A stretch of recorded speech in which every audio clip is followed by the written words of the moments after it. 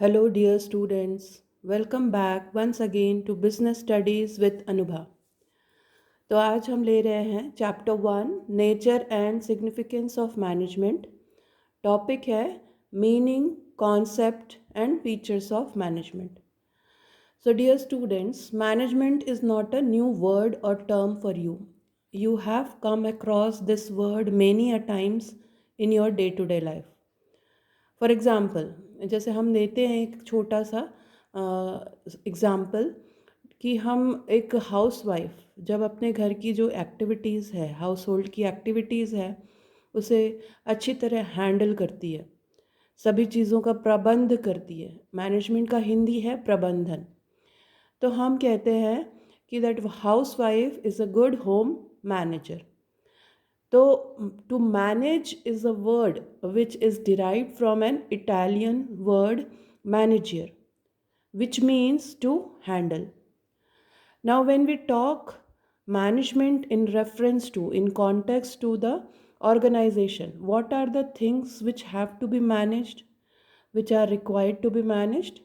Men, the machine, the money, materials, and the methods. So these are the 5 M's of management. Men means the human resources or the manpower, which are the most important resources of any organization. Machine, तो आपको पता है कि production large scale में करने के लिए, good quality production के लिए मशीन्स का, नई नई टेक्नोलॉजी का यूज़ किया जाता है। तो to manage the machine, money, that is finance, business finance, which is required for installation of machine, for running of day to day activities. तो जो भी वेरियस पर्पसेस के लिए फाइनेंस चाहिए, मनी चाहिए, उसका management. Then materials, raw materials है, semi finished goods है, जो मटेरियल्स इन्वॉल्व होते हैं in the process of production, उसका management. Methods, method of production, method of working, the way in which the production will be taking place. तो ये सारी चीज़ों का मैनेजमेंट जो है वो किसी भी ऑर्गेनाइजेशन की सक्सेस के लिए बहुत ज़रूरी है। अब हम इसका मीनिंग समझ लेते हैं। उसको समझने के लिए हमने इसे 3 पार्ट्स में डिवाइड किया है। It's a process, management is a process. क्यों? Because it involve some sequence of steps और सीरीज ऑफ फंक्शंस। अब ये फंक्शंस क्या क्या हैं? Planning, organising, staffing, directing, controlling and coordinating.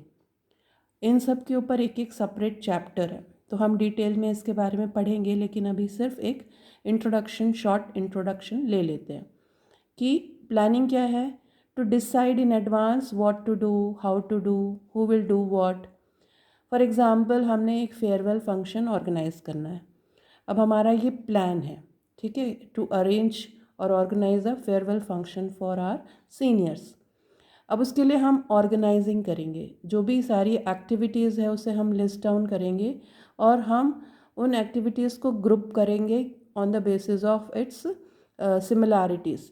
जैसे कि एक पर्टिकुलर ग्रुप ऑफ एक्टिविटीज़ होगी जो कि कलेक्शन ऑफ मनी और फंड्स से रिलेटेड है, तो हमने एक डिपार्टमेंट या एक सेक्शन बना दिया finance.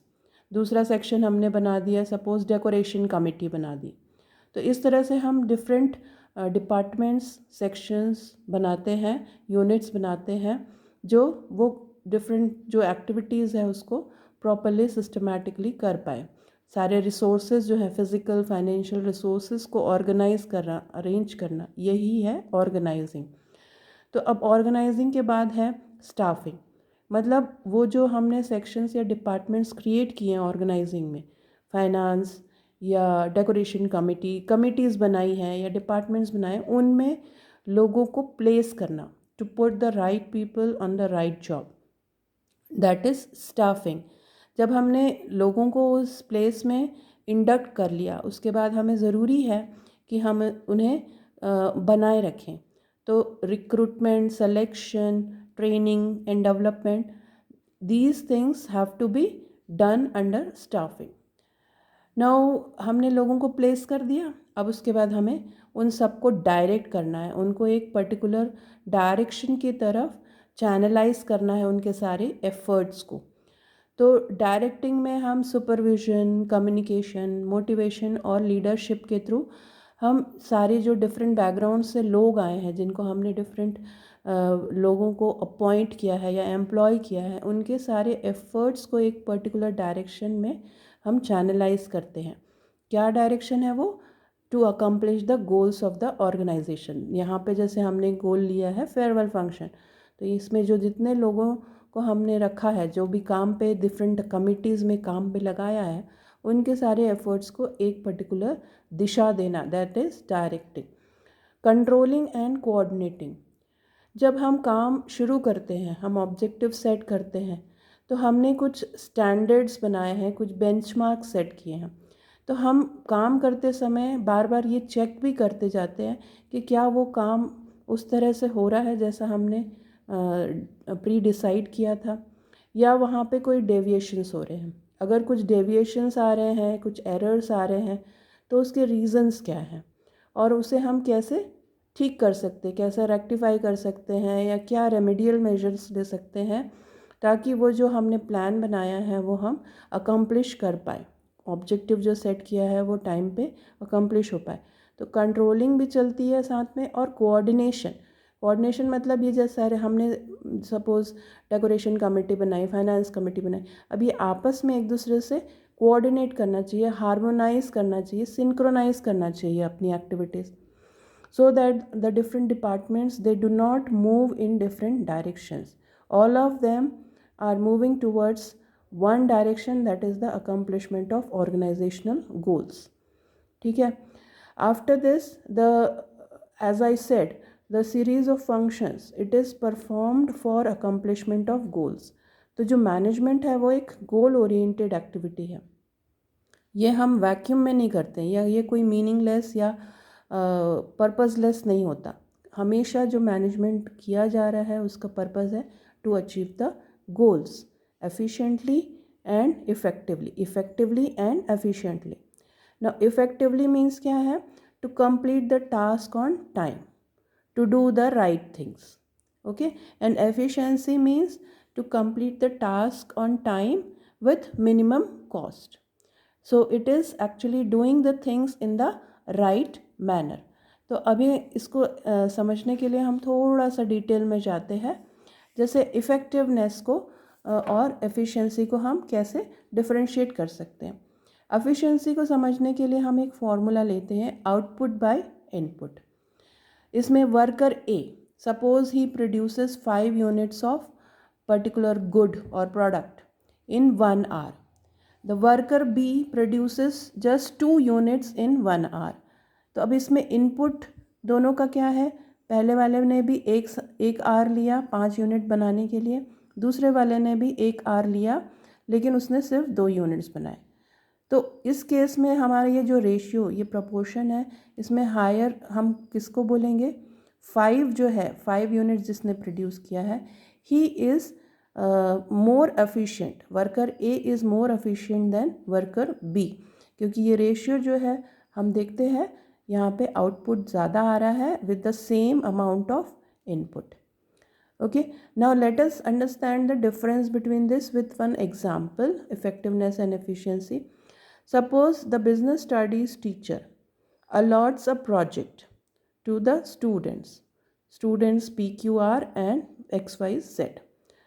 So she has mentioned that the last date of submission is 15th August. So this is the target or deadline for the students. Now students PQR, they submit the project on 15th August, and the materials which they used for making the project, it costed about ₹1000.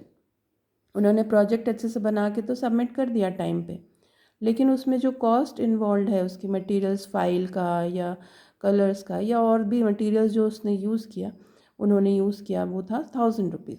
अब XYZ ने काफ़ी कुछ market में ढूंढ ढांड करके, जहाँ पे उन्हें बेटर क्वालिटी चीज़ें जो हैं कम रेट में मिलती थी, वो अरेंज करके उन्होंने प्रोजेक्ट बनाया, लेकिन वो एक दिन लेट हो गए. They submit the project on 16th August, but the cost incurred in the making of the project was rupees 800.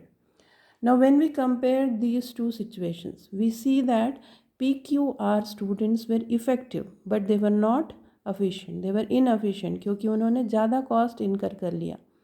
Time पे तो जमा कर दिया, लेकिन ज़्यादा कॉस्ट इन्वॉल्व था उनके प्रोजेक्ट मेकिंग में.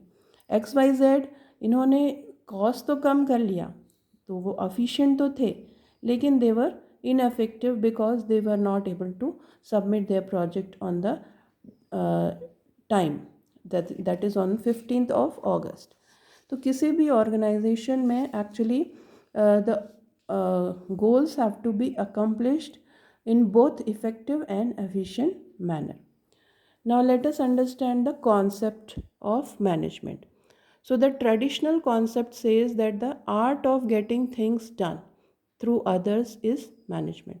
मतलब जो मैनेजमेंट है वो एक आर्ट है, एक स्किल है जो हमें बताता है कि किस तरह से हमें काम लोगों से लेना है, कैसे हमें काम कंप्लीट करवाना है. जबकि modern concept it says that the management is process of getting things done with the aim of achieving goals effectively and efficiently. तो ये जो सारे points है, process, achieving goals effectively, efficiently, which we have already discussed in the meaning. तो ये modern concept is a broader one which involves many aspects of management. Then we come to the features or characteristics of management. अब हम यहाँ पे देख रहे हैं कि इसके 7 मेन फीचर्स हैं. Goal oriented, continuous process, dynamic, pervasive, group activity, intangible force and multi dimensional. तो पहला फीचर है गोल ओरिएंटेड. तो हमने पहले यहीं पे डिस्कस किया है कि ये जो हम सीरीज़ ऑफ फंक्शंस कर रहे हैं वो हम ऐसे ही वैक्यूम में नहीं कर रहे हैं. हम उसका एक मीनिंग है, एक पर्पस है. क्या पर्पस है? To achieve the goals. Okay, the organizational goals are achieved through management. तो मैनेजमेंट का ओरिएंटेशन किसकी तरफ है? To achieve the goals. It's a continuous process, that means it is never ending, it is ongoing process.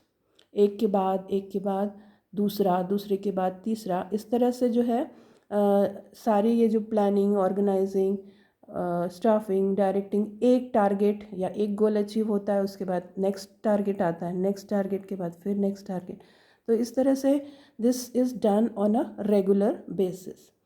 Then dynamic means it changes from time to time and from place to place according to the business environment. Let us take for example Domino's pizza. They bring some changes in the menu as per the requirement of the people in the country where they are serving the food. Various kinds of their dishes जो लोगों के test और flavour के उनकी ज़रूरत या उनकी liking के हिसाब से उनके मेनू में चेंजेस आते रहते हैं. तो ये जो फ्लेक्सिबिलिटी है यही मैनेजमेंट की डायनामिसिटी कहलाती है कि वो टाइम टू टाइम या from place to place it changes, एक जैसा नहीं रहता. Then comes the all pervasive nature और फीचर ऑफ मैनेजमेंट. इसका मतलब है चाहे एक छोटा ऑर्गेनाइजेशन हो, चाहे एक बड़ा ऑर्गेनाइजेशन हो, एक मैन्युफैक्चरिंग फर्म हो या एक ट्रेडिंग फर्म हो, तो सभी प्रकार के जो ऑर्गेनाइजेशंस हैं, चाहे वो स्कूल हो, एक NGO हो, घर हो या कॉरपोरेट वर्ल्ड हो, हर जगह मैनेजमेंट प्रेजेंट है. It exist everywhere, it is present everywhere, so it is universal. It is a group activity, means management is performed as a teamwork at various levels in the organization. किसी भी एक बड़े organisation को संभालने के लिए management एक व्यक्ति का काम नहीं हो सकता. At various levels in the hierarchy of management, from top level to middle level to the lower level or supervisory level of management, all the people involved, they are performing this function management. ठीक है, इसके बारे में हम detail में आगे पढ़ेंगे जो 3 levels of management है. Then it is intangible force. That means it cannot be seen, but its effect can be felt. जैसे फॉर एग्ज़ाम्पल हमने कोई एक वेडिंग फंक्शन अटेंड किया जहाँ पे बहुत ही सिस्टमैटिक मैनर में बहुत ही अच्छी तरह से सारा कुछ ऑर्गेनाइज़ किया गया था। डेकोरेशन अच्छा था, लाइटिंग अच्छी थी, फूड अच्छा था, लोगों का जो वहाँ पे विज़िट करना और वहाँ से एग्ज़िट करना सब कुछ बहुत इतने ऑर्डरली मैनर में किया गया था, तो हमने बोला वहाँ मैनेजमेंट अच्छा है। तो जिन्होंने भी वो ऑर्गेनाइज़ किया था फंक्शन, वो वहाँ प्रेजेंट हो या ना हो, लेकिन उस जगह जो केओस नहीं था, जो एक ऑर्डरलीनेस था या जो सिस्टमैटिक मैनर में सारी चीज़ें हो रही थी, वो बता रहा था कि वहाँ का मैनेजमेंट अच्छा है। तो वहाँ पे वो एक इंटेंजिबल फोर्स के रूप में प्रेजेंट था।